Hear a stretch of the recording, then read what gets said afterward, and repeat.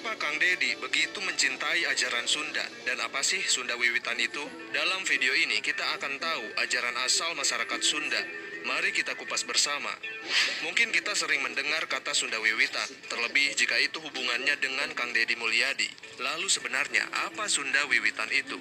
Sunda Wiwitan merupakan kepercayaan asli masyarakat Sunda sebelum masuknya ajaran-ajaran agama besar seperti Islam, Kristen, Buddha, dan Hindu. Kepercayaan ini mengajarkan bahwa manusia, alam, dan roh leluhur adalah satu kesatuan yang harus dijaga keseimbangannya.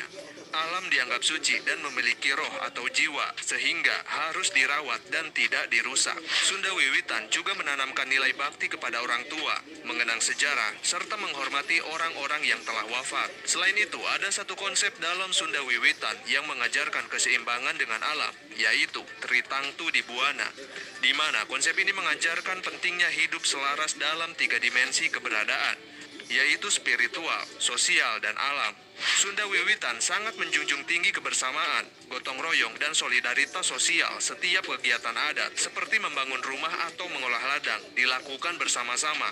Ini mencerminkan nilai musyawarah, kebersamaan, dan tidak egois.